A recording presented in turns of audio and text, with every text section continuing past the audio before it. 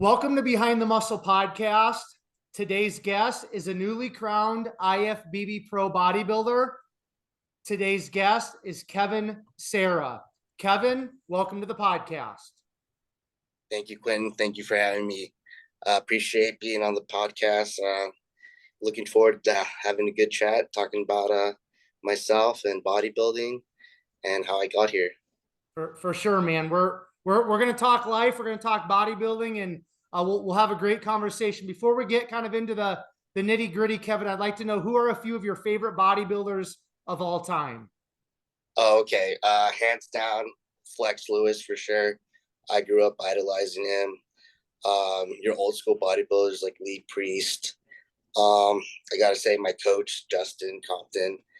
Um, Definitely, I would also say Dorian Yates. Definitely just in the beginning of my bodybuilding career, I felt like, to me, Dorian, I could just relate so much to, just with the hard upbringing and everything. But yeah, those I would say are my top bodybuilders right there. Okay.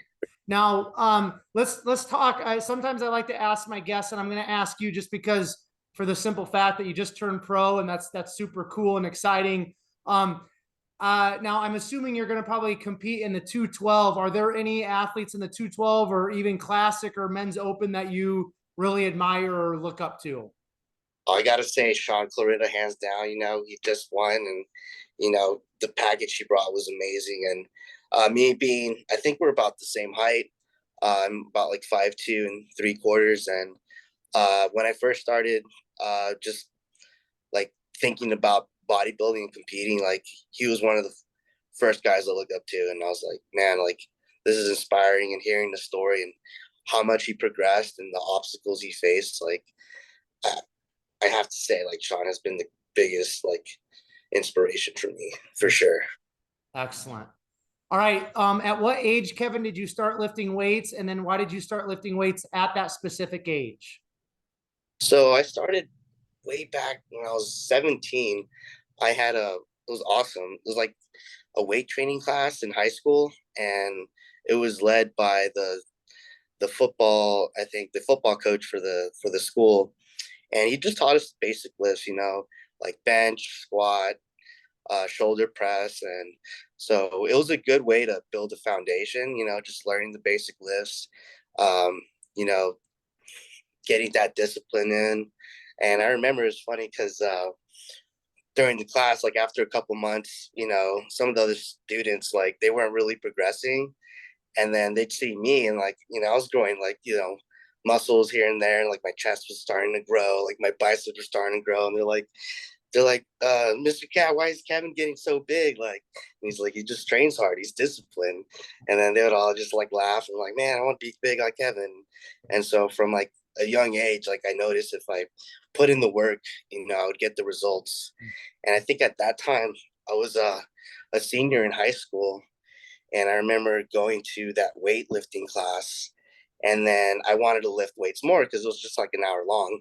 So I remember after school, I'd ride my bike to the gym after doing my homework to go train again. And so I was probably, when I was 17, training like twice a day, probably like 5 times a week. And I remember at that time, like I wanted to train hard because I knew I was going to boot camp, when I turned 18 and when I finished school. So I was like, I don't want to be that guy who's, not prepared, who's not, fit. So that was more of like a motivation too, to have me keep going and lift weights. But yeah, I started in high school. Okay. Love it, man. Excellent. Okay. Now I want you to kind of paint the picture for us, Kevin, of your childhood and your upbringing. So talk a little bit about where you grew up, talk about, sports that you played, or what was life like for you in those younger years? Yeah, well, I have to admit, yeah, growing up was pretty tough. My mom, my parents, they separated, and so it was like me, my mom, and she was taking care of 3 other kids. And my mom, she supported us by cleaning houses and stuff. So you know uh having things was hard. um we always had food on the table, which, I was blessed, we're blessed to have. But it did take a toll, just, being in school and around the other kids, it was like noticeable that we were like really poor. And so I remember just that was the biggest thing, is like feeling kind of left out in that way. And, growing up too, um, I think the biggest impact that really, like, I would say it definitely kind of changed the course of my life. When I was about like 5 or 6 years old, um, I was sexually abused by two family members, and I never really told anyone at the time when I was younger, and I kind of just kept it in. So I feel like that caused me to like pretty much isolate myself a lot from like a lot of the other kids. And I just remember like growing up, like always being kind of like that loner kid, and being poor and the loner kid, it kind of set me apart from a lot of the other kids. And I just remember like it was very hard for me to like talk about my feelings, talk about anything like that, really. So yeah, it was pretty rough. But as I grew up, I learned to just kind of like just go about life. But those traumas were still in the back of my mind, and I feel like that's what kind of caused me to start at a young age, probably like around 13, 14. I started doing drugs. Nothing crazy, just like marijuana, drinking, stuff like that. And I knew I was heading down a path of like, I'm not going to get anywhere in life. I'm not going to achieve anything if I go down this path. I was trying to numb the pain of like what I was feeling with that stuff. But I knew it had to be something I had to do to change the course of my life. So that's when I started focusing more on school. I got into running. I was practicing, for the marathon, the LA marathon. And then, I'm so thankful I found weightlifting, because I felt like when I was in high school, I had no direction. And then I found weightlifting, and then I was like, all right, I'm going to go to boot camp. I'm going to be a Marine. Like, it felt like everything was like heading towards something that I could achieve and I could put my focus into. So I would say definitely weightlifting for sure. It gave me direction, and I was able like to give me an escape from that trauma. So Hmm. Now I want to ask you, Kevin, now did you grow up in the LA area then? yeah, I grew up in a small town called Lawndale, California. So yeah, it was a great town, honestly. Like the schools there, the teachers there, they were so nice. But me just going through what I was going through, like I just felt like I was always depressed, and I try to hide it a lot. And so I always looked happy, around all the other kids, all around teachers, and they all really liked me. But like, deep down inside, just didn't know like how sad I really was. So, Hmm. but Now, I want to touch on, if you don't mind, just the, being, sexually assaulted when you were young. I mean, at that age, you said, how old were you? Like 5 or 6? yeah, yeah, I So, was. I mean, you probably didn't really even comprehend necessarily really what was happening or going Yeah, on. Did you at that age? no, I felt like very, very confused. Those like couple years, like during and after, and for the most part, I really try to like just block it out of my mind. I try to just bury it as much as possible. And I think me doing that growing up caused me to have a lot of like self-destructive tendencies and whatnot. Um, but for sure, yeah, that happened at a very young age. Now, did you have any male role models or male positive influences in your life in terms of maybe like a coach or a teacher throughout your younger years that you can kind of look back and say, man, that individual, that adult really positively impacted my life as a youth, or not necessarily? Um, as a youth, Yeah, I think when I was in probably around middle school, I was taking some classes at the park. They're like a mix of like ninjutsu and like taekwondo. And so the guy who led the classes, his name was Mr. Parks, and he had studied ninjutsu in Korea, and he was over here. He started off as a lawyer. He didn't like that lifestyle, so he dedicated himself into teaching. And so I just remember having that positive role model at that young age, teaching me discipline, you know, teaching me that hard work can get you things. I remember we were probably doing um, some sort of like I think it was those sticks. I forget what it was called, but we were training with some sticks. And then I remember I wasn't getting it down right. And then I started crying. And then I just remember he was saying like, "Stop crying, just focus, like get it down." And eventually, I got it down, and I felt like just having that like male role model like at that young age was very nice. Mm. And then I just feel like all through my life I've been blessed just with great mentors, just in the military. um Gosh, I met so many great mentors, people who wanted to see me do good, and were looking out for me. um I've always felt like I never had a problem trying to find good mentors. Love that, man. That's excellent. Now, when did the Marine Corps kind of come into your conscious, and when did you kind of start thinking like this is the route that I want to take? Was that at some point as a teenager in high school, or when was that, Kevin? Yeah, definitely my senior year, when I just first started, I thought to myself, like, I'm not going to get into university. Like I screwed up my like ninth through 11th grade year. Like the fact that I'm graduating is amazing. I really pulled myself together, but I knew I wanted a challenge, and I wanted something different for myself in my life. I wanted to completely change the course of like where it was going, you know. So that's when I decided to join. I didn't want to join any of the other branches just because I guess my recruiter sold me on the whole challenge thing. It's like, if you want challenge, you want adventure, you join the Marine Corps. So like that's what I want. So Hmm. I think the Marine Corps definitely, it set me up for success, because um, it completely changed who I was. The person I went in before I stepped on those yellow footprints was not the same person that came out of boot camp, for Yeah. sure.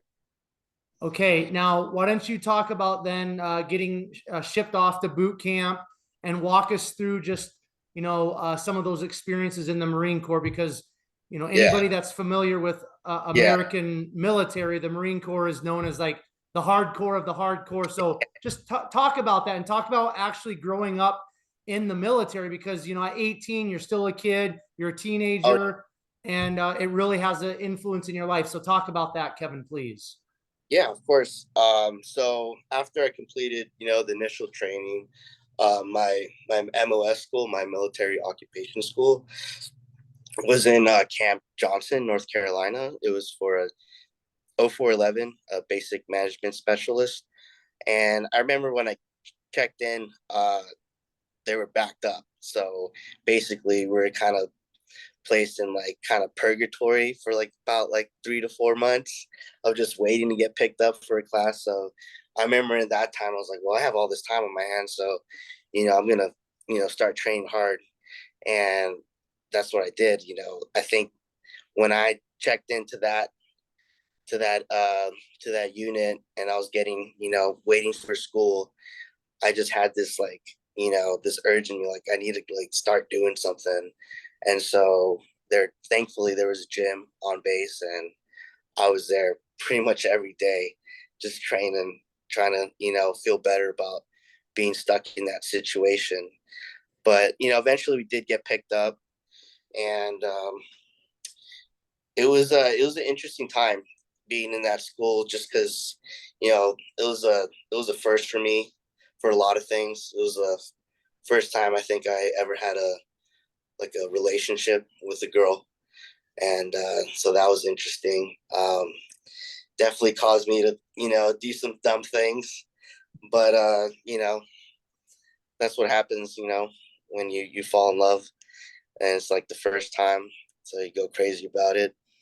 But after that schooling, I got sent to Camp Lejeune, and I was with a second maintenance battalion, and it was interesting going there because when I checked into that unit, a lot of the Marines were getting ready to EAS, so they're getting ready to leave, and there's many of them that are very disgruntled, and so like checking in, I was like, oh man, like you guys basically hated your time here, and like you can't wait to get out, and like I'm over here fresh new, like I still got like 3 years left on my contract, so yeah, thankfully I was only there for about 6 or 7 months, and then I think some captain just really liked me and got me orders to a really awesome place in DC called Eighth and I, and so Eighth and I, that unit is phenomenal. What they do is amazing. They do parades on base. They do them at the Iwo Jima Memorial. They basically they're like they do so much for the Marine Corps, and they show the public a different side of the Marine Corps, and um, you know the traditions they carry and the history they carry. It's amazing, and there I met some great people, some great captains that mentored me. My sergeant mentored me. I did have a couple people who I had a lot of friction with, but I think that friction caused me to realize that I'm not perfect, and I needed a lot of things to work on, you know, especially with myself, and I think that was just a lot of the anger and trauma I had growing up, and it came out a lot when I was told things that or I was given orders that I didn't want to do, or things that I didn't want to do. Like I think that hard upbringing made me want to be rebellious, and so that kind of bent me in the rear end sometimes, caused me to have a lot of friction with higher ups, especially my gunny. Oh man, it was very very apparent, like between everyone, that we had a lot of friction, and but I got through it all, and I think there it was a great moment for me to be there, because I was able to see the Marines train there, and the Marines I want to mention, they're called the body bearers, and basically what they do is during any funerals, they have the distinguished honor of lowering our fallen heroes, and so I got to see them train, and I got to see the process of how they get into that group, and they're put to the test. Like they're in the parking lot training hard, lifting like crazy weights, doing just intense exercises, kind of weed out the week, and seeing them grind, do that, and then be at the gym, after lunch training, like it definitely inspired me. And these were giant individuals. Like these were not small guys. These were pretty huge guys. And seeing them train, I could definitely got me into that hardcore bodybuilding, seeing them train with intensity, and I tried my best to mimic it. And I think seeing them, being around that environment and being around other Marines that just love to lift weights, like just made me love bodybuilding. Yeah. Beautiful, man. Now, okay, I want to take a one step back, Kevin, and ask you something, and then we're going to start moving forward in terms of your career, and then really getting into bodybuilding talk. Now, I want to go back to the trauma that you experienced when you were 5 or 6 years old. At what point, as an adult, did you kind of face that trauma and work through it? I would like to hear a little bit more about that, because I know a lot of people, unfortunately, they never really do that personal inner work Yeah, to work through traumas, whatever it might be. it really has a negative impact on their entire life, their family, their kids. So have you, and when did you do that kind of that personal work to face kind of those traumas from younger years? So I think when I was in the Marine Corps, I was still trying to bury that, and I was drinking a lot.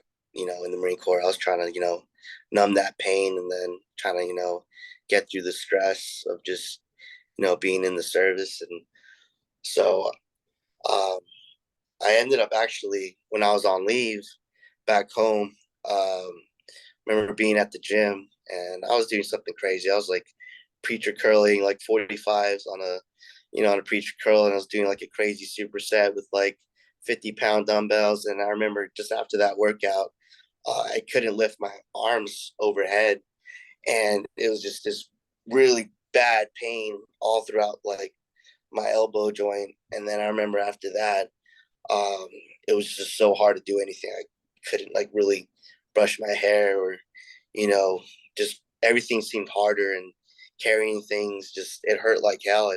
So I went to medical, and then they did like an X-ray and everything, and they found that I had partial tears all on my biceps tendon. So right here, these tattoos right here, I got these shark jaws kind of just recently, like I think 2001. And this is the site where I got injured, and basically the reason why I got the shark jaws is to tell me like remind myself to bite the pain, because after the Marine Corps, I was still injured. I got out, I was still injured. I was still dealing with that, and I lost a lot of my size. I lost the ability to train, and it took a big toll on my mental health, because all up until that point, the gym was like an escape for me. The gym was therapy for me, and now I didn't have that, and so it kind of led me down like a really dark path and moment in life where I felt hopeless and depressed. And the one thing the Marine Corps teaches you, just like don't ever quit, stay faithful. So um, that's when I started getting into massage therapy and kind of sports rehab, and I started telling myself, I got to take this upon myself to better myself and heal myself. So I really took things seriously when it came to my recovery. And um, this was about like 2000, like 17 to 18 was that year, was when I really focused on my recovery. And then I eventually got to the point where it was manageable, and I was able to lift weights. And as long as I was cautious and I was lifting with good form, like it did not aggravate any of my symptoms. And so thankfully now I could say that those injuries are gone. And that was through just being meticulous about my recovery. And for me, honestly, being able to really focus on that and try to heal myself, um, it led me to pull myself out of that, you know, that darkness, that depression that I felt, that emptiness that I felt. Um, I went into that program, that massage therapy program. I learned about sports rehab. I learned how about taking care of myself. And then um, I eventually did a physical therapy assistant program. And then I learned even more there on how to help myself. And so now I felt like after just years of like feeling helpless, I finally was able to have some sense of control and the ability to make myself better. And like now I feel like it's like important for me to like help people like get out of that by educating them on how to take care of themselves, how to not get injured, like what exercises to do so they don't get injured, or what exercises to do if they are injured. And so I think just being able to heal myself and focusing my energy on like helping other people has really helped me just pull myself out of that feeling of emptiness that kind of just, you know, has you downward spiral into other dark emotions and whatnot. But I would say definitely doing that helped me get out of that. Hmm. You know, Love that, man. Okay, now where did you? I mean, to think that a Marine gets into massage therapy, that's kind of yeah, like almost it seems contradictory a little bit. But I mean, I know through the injury, is that when you kind of started thinking about other careers outside of the Marines, and you started thinking about how you can maybe help yourself? And is that how you kind of came across like massage therapy at school and decided to move in that direction? Talk about that, because I think that's fascinating. yeah, most definitely. Yeah, I was beat up after the Marine Corps. Like I was training consistently, like as if I was a bodybuilder, but I never really had any aspirations to be a bodybuilder. It was more so just therapy for me. And I remember just being so beat up. My shoulders were like internally rotated to hell. Like my upper traps were like this. I was basically walking around like this with like the worst like bicep tendonitis. I was just all jacked up. And I remember, being in class and like my instructors would be like, "You need work, like ASAP. You need to open up that chest. Like you're so tight everywhere." And then yeah, I remember just getting in, uh, practicing with other students and like getting that therapy, and it was so like therapeutic, to actually like get the therapy, get massage work done, because beforehand, like I don't think I ever got a massage in the Marine Corps, and I was training like crazy, and like to actually like feel that and be like, oh, this is something that's good for me, I don't need to, just always train hard, I can give myself this, and so yeah, like I felt like it was the right environment for me to be in, and like being around empathetic people that wanted to heal other people, and I could learn from that. And so yeah, that is, I don't think it's very common. A lot of Marines that go jump over into massage therapy, Yeah. but but yeah, I will say that program was awesome being there, and like I remember just that's when I just really started. I felt like a yogi almost, because then when I went to the gym to train, that's when I was able to really like focus on my mind muscle connection. And when I train, my eyes are closed like 90% of the time. Like I block out everything, and I just get into this zone and this like meditative state. And I for me, when I do massage therapy or any kind of body work, I get in this like same kind of zone, meditative state. And when I'm in that state, I feel the most like comfort and zen. And so for me, it's just like when I lift and do bodybuilding, it's almost the same. I'm doing two different things, but I get in the same like mental state and mental zone, and it's freeing. I love it. So Hmm. Now, are you still practicing massage therapy then, Kevin?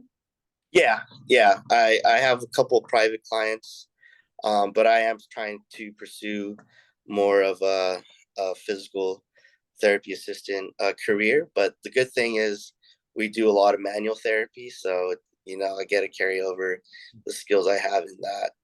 Okay. So Excellent, man. I love that. Okay, let's take a big jump into bodybuilding talk. So you've kind of yeah, already mentioned, you started lifting some weights in high school. You were training pretty crazy, as you went through the Marine Corps, training like a bodybuilder but never competing. When did you decide, okay, Kevin, I'm going to pursue this bodybuilding thing. I'm going to step on a bodybuilding stage. Start talking about your first prep, your first competition. Did you coach yourself? Did you hire a coach? What year was it? Just let's get into it, man. all righty, all right. Oh man, there's a lot to talk about here. Okay. So after I was able to like basically control my injuries and get it to a point to where I didn't have symptoms after training, I kind of told myself like, I've come this far. Like I got, a considerable amount of size back. You know, I'm able to train hard, train heavy. Like, you know, let me try bodybuilding, because, you know, at that point, I really started getting into bodybuilding. I think during that point, like Chris Bumstead was getting very, very popular. So I remember watching his videos, and then I was always watching like videos of Flex Lewis, all his old training videos. You know, guys like Dallas McCarver, um, love him, love all his videos, bless his soul, and just so many bodybuilding idols that I could look up to and really just kind of relate to with, you know, their struggles, their obstacles.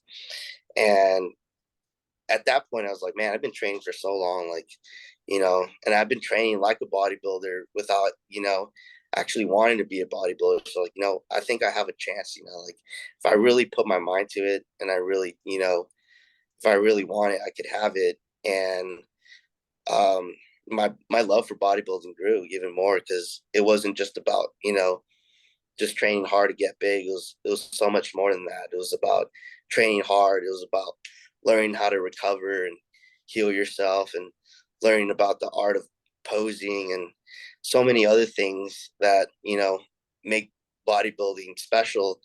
um, I started to fall in love with. And I just remember my first show, I was like, you know, I'm gonna kill two birds with two stones. So my first show was in Utah. I think it was called the Wasatch Warrior, and my sister lived over there, and my niece. So I was like, why not do this show? I get to go visit my sister, my niece. So that's why I decided to do that show in Utah. And then it was my first novice show, and I think it was only one other guy I was competing with. I remember this guy was probably about like 6'2", 6'3", and he had like a very like lanky, like swimwear kind of physique. And then it was just little me with, you know, a couple of, you know, uh, my physique wasn't amazing, but you know, you could tell I had been training for quite a bit, quite a while. And I remember winning that, and then it felt good, but at the same time, I was like, man, I only went up against one other person. So like I wanted more, you know. So my second show was the SoCal, I think it's 2021 NPC SoCal championships. And in that show, there was only like, I believe, three other competitors in my weight class for lightweight. And then I won that one, but then, you know, I wanted more, you know. I was like, I wanted more, you know, I want more of a challenge. So the third show I picked was the Cal State, and I took first there too. And all throughout those preps, you know, it was basically me coaching myself, and then I had the help of a guy who um, he he used to compete in the Mexican divisions, and so he was kind of like my first coach. And he was living here. He was like a performer, uh, and so basically I learned, you know, all about dieting, you know, for a show, how to like, you know, dehydrate, um, all that stuff from him. And then everything else is kind of just self-taught knowledge. And so those first three shows basically were kind of on my own. And I remember I hired another coach. I won't say his name, but we were basically getting ready to do nationals. And I think this was for 2021. Yeah. And during that time it was very rough for me, because, you know, I was going to school to be a PTA, you know, I was doing bodybuilding. Um, I was living with my ex at the time. And then things were not going well with the relationship. Financially, I was not doing well. Um, Basically everything came crashing down. And then, you know, my coach wasn't helping much. And then I basically dropped out, you know, of that prep. And it sucked, because, you know, I felt I was working towards, you know, something awesome. You know, I was getting ready for nationals after um doing my first two shows. And then you know, that's why my my third show, um, the Cal State, um, that one that one I put a lot of trauma, like a lot of like just everything I had gone through, my breakup, you know, the run-ins I had with my coach, um, the stress of, you know, trying to make money, trying to go to school full time. I put all that into that prep, and I think it showed, for sure. I, you know, I even at that point, I prepped myself for that show. You know, I didn't really have the help of my old coach or, you know, my first coach. He was a Venezuelan guy, um, but I remember after that show, I I thought I had overcome everything. I was like, man, I feel like a new person. This is awesome. But you know, things did not, you know, go how I wanted to go. I ended up getting held back from my program. I got kicked out from a clinical rotation by my clinical instructor. Basically, what happened was after my show, um, that weekend was my birthday weekend. It was Memorial Day weekend. Um, you know, it was a lot of things for me to celebrate, but I also had to move out of my apartment by that weekend. So, um, my fault, honestly. You know, I did all those things, but I neglected, you know, putting more time in moving out of my apartment. So I basically, the day I had to show up for my, you know, clinical rotation, it was like a Monday to Friday full time internship for like about 5 weeks. I emailed uh, one of the person that works there and told him basically that, you know, I tried my best to move out of my apartment, but you know, uh, I stayed up until 3 a.m. trying to get everything out. You know, I don't want to have to pay to keep my stuff there. I asked for one day to finish moving my stuff, and basically, the clinical instructor is not like that. He was very upset. He was like, "This is completely unprofessional." He went up. He called my program director. He told him what had happened, and basically told me that he doesn't want me back. And so um, there's a lot of other things too. You know, the guy did not like the fact that I was, you know, eating meals while, you know, the clinic wasn't busy. You know, I'd run in, I'd eat a meal because I was getting ready for my Cal State show, so I had to make sure I get my meals in. But I think I was doing things that I should have asked for permission for instead of assuming it was okay.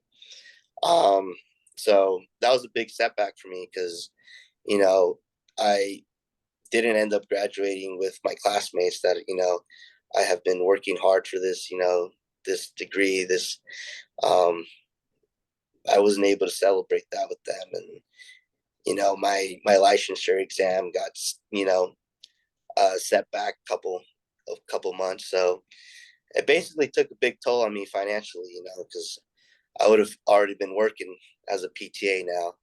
But I learned my lesson, you know, to just not assume that people have, you know, your best interests. And especially now, just being a bodybuilder, I've come to realize like there's people out there who will discriminate you just because you love bodybuilding and the way you look.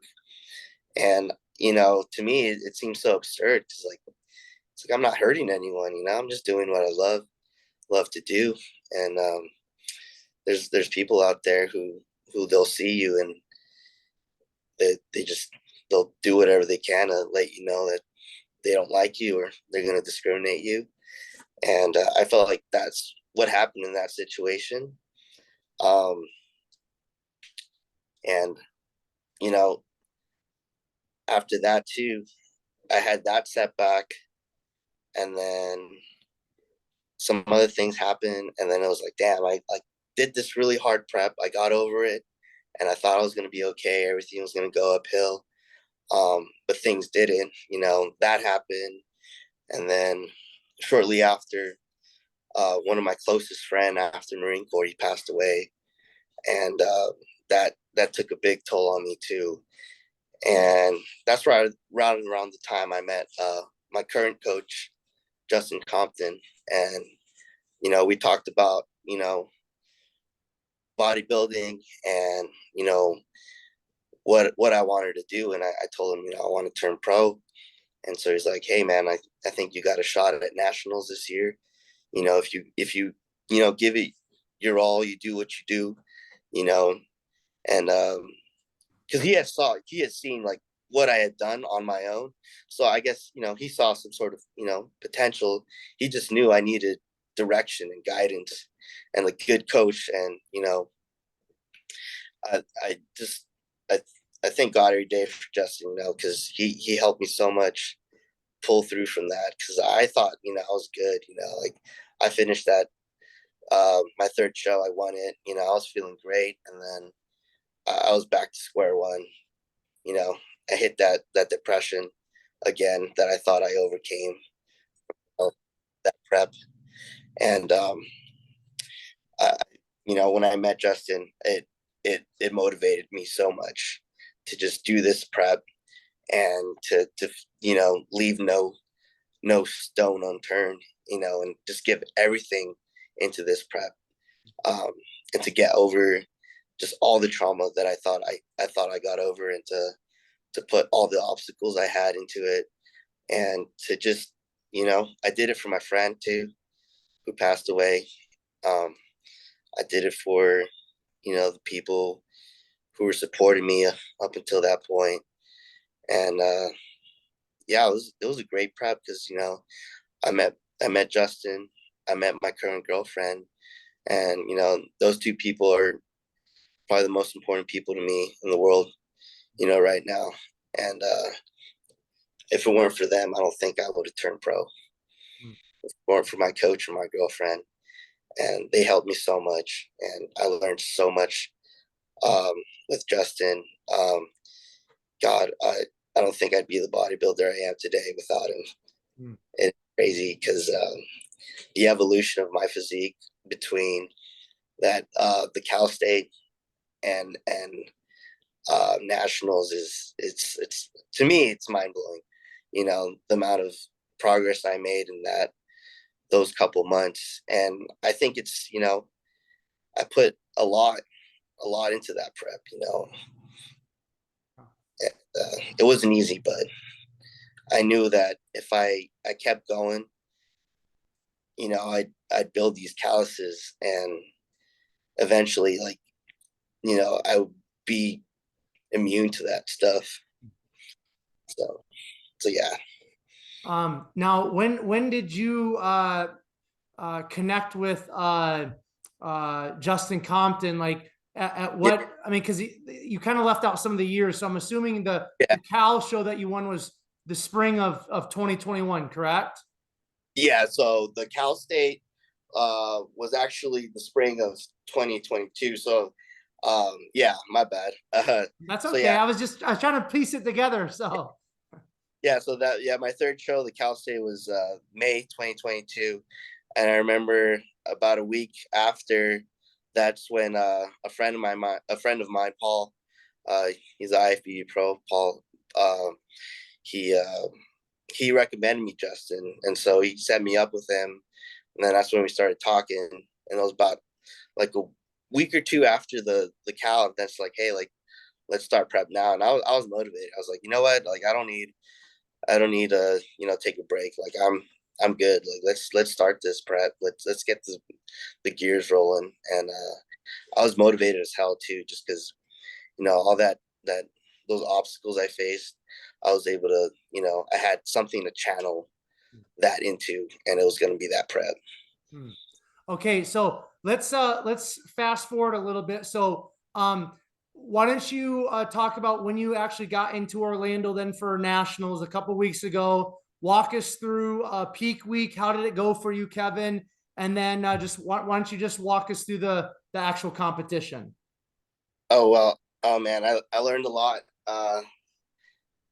That peak week, I learned I should probably fly in not the day of check-in, but maybe the day before. Because when we flew into the airport, it was about like, I think 6, yeah, around 5:30 p.m. and check-ins was at 8. And I remember just being at the airport with my girlfriend, trying to like figure out a way to get to check-ins as quickly as possible. And I remember us trying to find the ride shuttle downstairs, and like we were just running around, just all stressed out, trying to find it. And eventually, it was just taking so long. We're just like, all right, we're just gonna Uber to the check-in. So we Ubered there, and then I remember the person that dropped us off, like dropped us off all the way to like the other side of where check-ins was at. So I remember me and my girl, we were just, we had our luggage running towards check-in. You know, that day I don't think I had ate at all, really, just because, I want to make sure I made weight. And I remember just being hungry, dehydrated, running around the airport, trying to make it to check-ins. And my phone was dead too. It's like everything was just stacked against me. And um, thankfully, I made it though. I made it on time. Checked in at 159 pounds, and I remember I sat down with all my luggage. I got my meals out, and I just started chowing away, and it was probably like the best moment of that trip was like getting through all that, making it to check-ins, and then getting to eat my meals right after. That was nice. But then yeah, just being at the hotel um, was awesome because my coach Justin, his room was not too far away, and so he was able to clean out my posing. He was able to give me some good advice, good mentorship. Those few moments we had together between check-ins before the show, just I think that really changed and upped my game so much. Just getting those little tips that help from the legend that he is, like that, it helps so much. And so I'm so thankful for that. And then yeah, I remember just being at the show and just being so just overwhelmed, but at the same time I felt calm. I felt like this is where I belong, you know doing what I love to do, being on stage and doing it for the people that care about me. Now, in prejudging, did they have you in the middle the entire time? Did they move you Yeah, around? Talk about prejudging. yeah. How did that go for you? So yeah, prejudging was awesome because Neil Hill was commentating, and gosh, I'm a big fan. I love him to death. I learned so much about bodybuilding through Neil. And it's funny because I think the day of, I believe, not the day of, I think it was that Friday, I ran into him, and I shook his hand. I was like, man, such a big fan. He didn't know who I was. But I told him, how much I respected him, and we had a little chat. And then I remember prejudging, hearing him like afterwards, seeing the live stream, hearing him comment on my physique, and it made my year. It made my, it was such a good feeling to have your idol, comment on your physique and compliment it. That was awesome for me. So, I remember getting off that stage after prejudging. I hit those poses. I hit them clean. I hit them smooth. I was confident. I remember getting off that stage just feeling so ecstatic, so happy because, I was in the middle, and I knew what that meant. So I got off that stage with so much energy. And I think throughout the entire time, like, you know, during those, during like Saturday, I was feeling fatigued. I was feeling worn down. I was feeling hydrated, but I was just so high off emotion that I just, those things really didn't wear me down. And I think it showed when I was on stage, with, my presence and everything. So, Hmm. So, walk us through the evening show, and then talk about the moment when you knew you had that IFBB Pro card, and walk us through kind of the yeah, feelings and the emotions in that moment, because I know it's kind of overwhelming and life changing. So, yeah, absolutely. I remember, um, you know, man, it felt so surreal. I I felt like I had an idea that, you know, I was going to win after prejudging. I was like pretty confident I was either going to get, you know, first, second, or third, somewhere up there. Um, but, you know, when I heard my name get called out, it felt so, it felt like everything came together at that moment. You know, everything, all the suffering, you know, everything I went through that prep, everything I went through before that prep, you know, it all worked towards something. And it was something um, that I can't really describe, but it was just a feeling of completeness, I guess. And I remember just getting off the stage with my pro card, my medal, and you know, this time it felt good because I had someone to come to, you know, and that's my girlfriend. The past three shows when I won those, I remember I'd finish them and I'd come back to like an empty room. You know, I had no one to celebrate those wins with, you know, and I still felt empty, you know, like I had won, you know, that's great, but I came back to a room with, you know, no one. And but this time I came back to my room with someone who loved me and the support of, you know, my coach and so many other people who saw how hard I worked. And you know, I think that moment, you know, it felt good. And it felt like, you know, I actually felt like a bodybuilder. Beautiful, man. Um, Outside of getting to meet Neil Hill, were there any other like IFBB pros or people that you really look up to that maybe they reach out to you through Instagram or you got to meet at nationals? Anybody off the top of your mind that you want to share with us?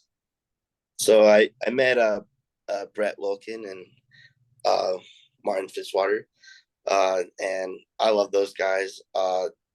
When I first started training, you know, I loved all the content they put out, amazing training videos, so many things I learned from them. And, you know, hearing Brett's story is phenomenal, you know, the amount of work he put in to get to where he is. It's astounding. And he did it during the time when, you know, everything was stacked against us. You know, when COVID happened, all the gyms were closed, you know, you know, it made everything, made bodybuilding so much more harder.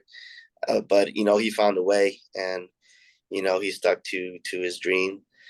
Um, and I was inspired by that for sure. And you know, I just love the duo. You know, I love them when they're, you know, training. I love that, you know, that camaraderie, and that's the kind of stuff I want to promote. You know, in bodybuilding is that camaraderie. You know, a brotherhood instead of, you know, the animosity and hate. You know, but you know, it comes a time. You know that some of the, you know, a little bit of drama here and there, I guess, is nice for, you know, sales and whatnot. But, you know, I feel like at the end of the day, there should be a brotherhood and camaraderie amongst us because we all do work hard towards something, you know. Very cool, man.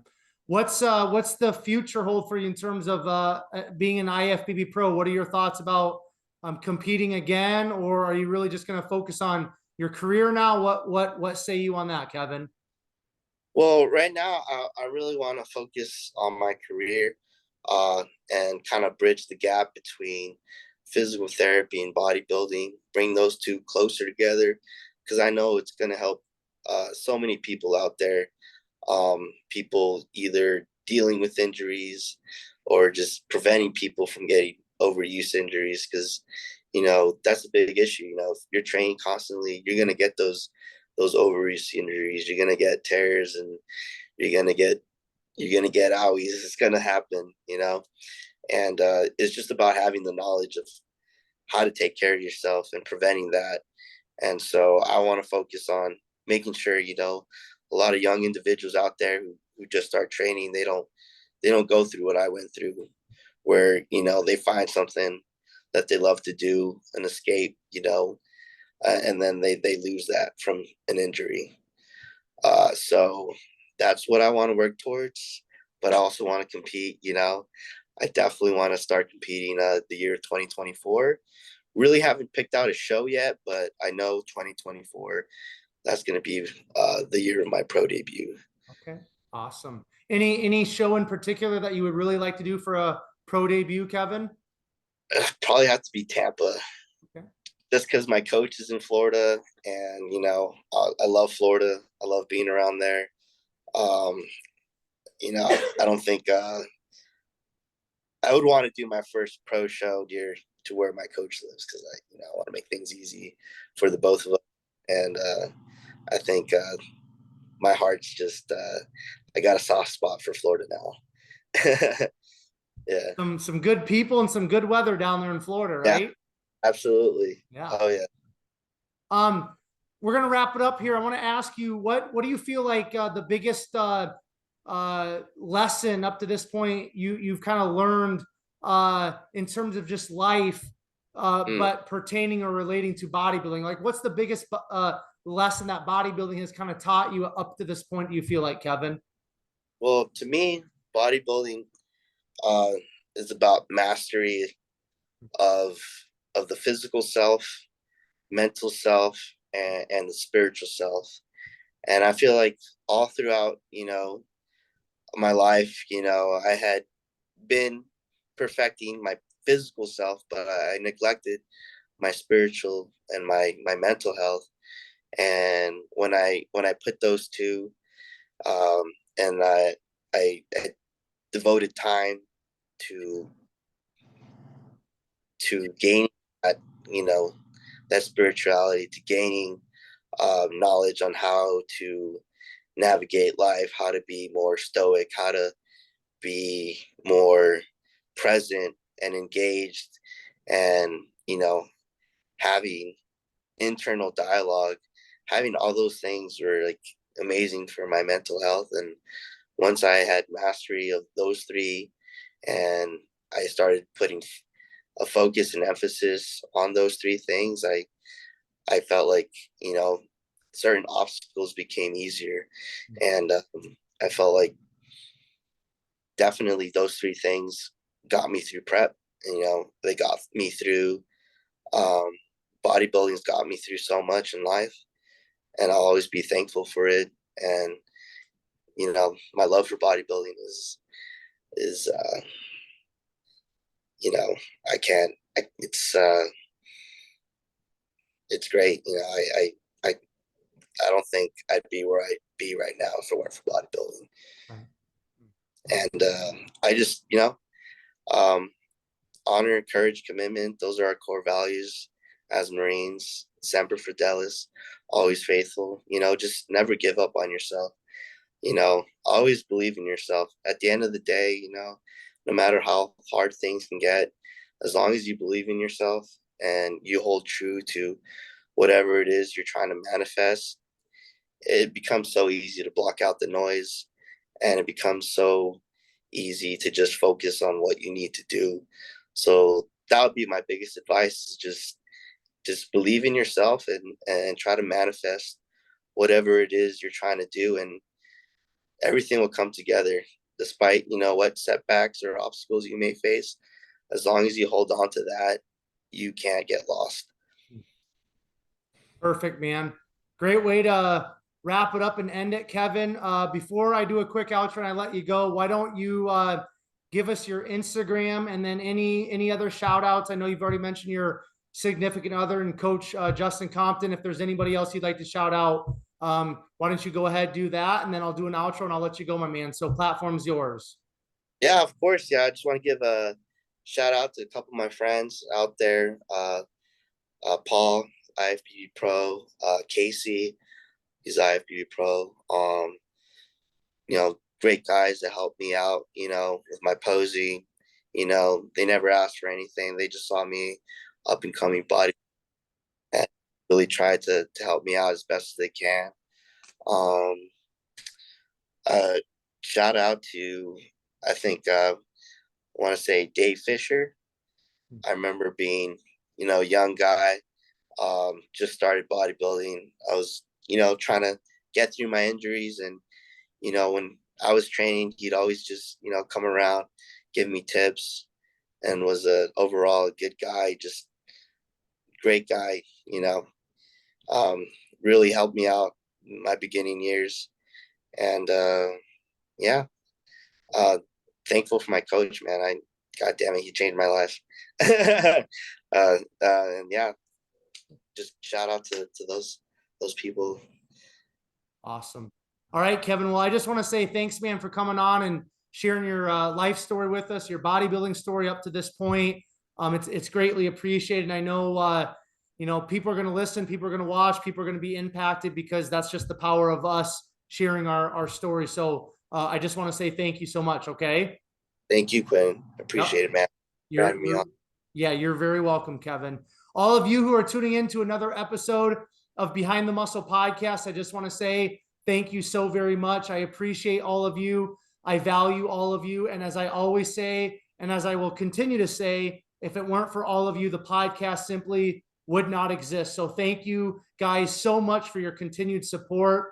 The podcast is growing. The YouTube channel is growing. The Instagram is growing. And I just value and appreciate all of the positive feedback, the comments, the DMs that I get.